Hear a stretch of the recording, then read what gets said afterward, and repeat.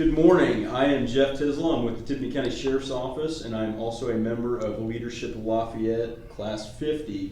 This morning we have Terry Gilbert of River City Community Center. Terry, welcome. Thank you so much. Thank you for doing this. Absolutely. It's good to have you down here this morning.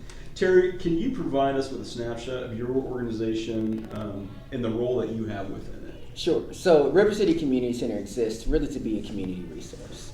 And so with that, we try to be flexible. Anything that the community needs, we try to figure out a way to provide it. So whether it's a number of different programs, like for example, and right now, our food pantry is really big. Unfortunately, during the pandemic, a lot of food insecurity issues have kind of bubbled to the surface, and so that's become kind of a priority for us.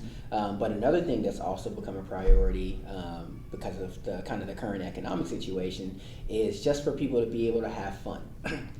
So we created a monthly family fun night where we bring in different movies and activities and people from the community. Like for example, last month we had a dance class and a karate class, and it was wow. very, very well attended. But so we just try to be flexible and provide needs for our community. And so my role in that is really to facilitate those. And so as a director, I want to be able to meet people out in the community, bring people in, showcase their organizations. One of the things I love about our community, Greater Lafayette, it's so many different organizations doing so many great things. It's great to collaborate and bring those things to the people that really need them. And so that's what I hope our community center can do, and that's really my role in it. Excellent. And I think it's safe to say there's a plethora of resources out there that probably a lot of people aren't aware of. Right. So that's wonderful. When working to attract volunteers at the River City Community Center, what attributes are you seeking the most? Right. I think most you just got to have compassion for people and want to get to know them. One of the things I really truly value in our volunteers is their ability to connect with and develop relationships with people. That doesn't mean you have to be a kind of quote unquote people person. I mean, there are a variety of different things you can do. Like we have people that work on our buildings and grounds, and so our flower beds are nice as a welcoming piece that can be part of that compassion and welcoming people into the center. And so, whether it's going to greeting people at our front desk or greeting people at our family nights that I just talked about, I think there's a role for a variety of different people with a variety of different backgrounds, experience, and personalities. Okay. Terry, what is the biggest need or gap you have for volunteers to serve during the pandemic? Sure. Wow. There's so many. Yes. I think as I look back in the pandemic, I really see a need going back to our food pantry. We really love people that can not only help distribute the food to the people in their vehicles that you might see on the pictures or videos and our social media, things like that, but the background things and packing boxes, stacking our shelves, making sure that our room is clean and sanitized. So those things are really important.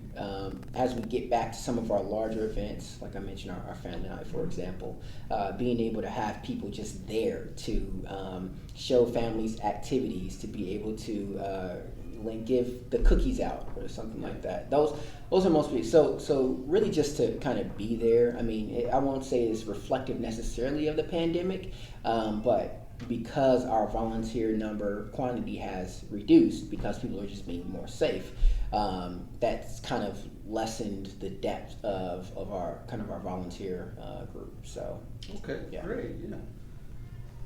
How is the River City Community Center allowing your volunteers to serve while keeping them safe during the pandemic? Very, very good question. So, like most areas, we're requiring masks and we're doing extra sanitization. Is that a word? Sanitization. I'm going to make it one. We'll make it a word. And so we're just kind of making sure that we are covering our bases from a cleanliness and social distancing standpoint.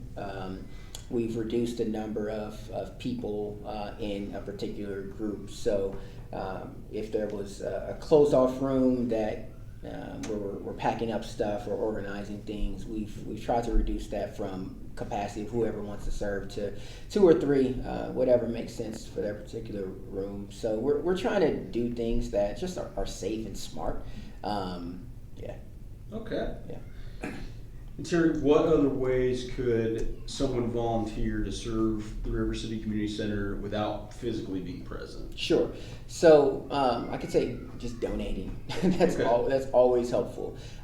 So we have donation boxes for our food pantry. People can just drop things off. We have a program that we started, our birthday box program, where it's I don't know. It's so I don't want to call it cute, but it's impactful to see the reactions of parents that we're able to provide. So we provide literally a birthday party in a box, presents, cake mix, icing, party favors, everything that you would want for a young kid to have. We just give you a box and let you, as a parent, do it, wrapping paper, everything.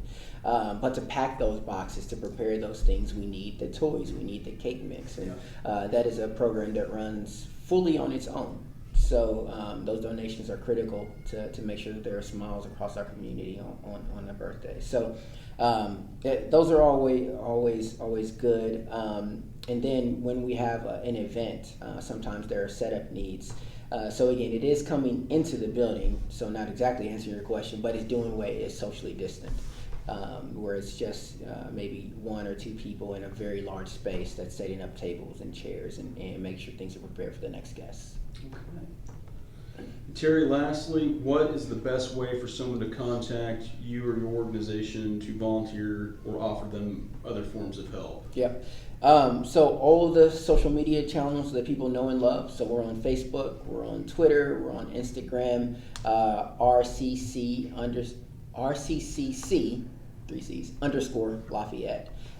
Is our handle. You can find us River City Community Center on Facebook.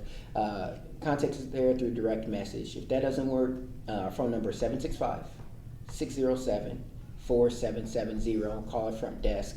Monday through Friday, 9 to 4:30. We'll be there to greet you and get your help and your resources. Or you can just email us at ccinfo@rivercity.info. We'll be able to take it from there. Excellent. Terry Gilbert, thank you so much for participating and helping out Leadership Lafayette Class 50. My pleasure. With our interview. Thank you for the information and best of luck to you. Thanks, Jeff. Thank you.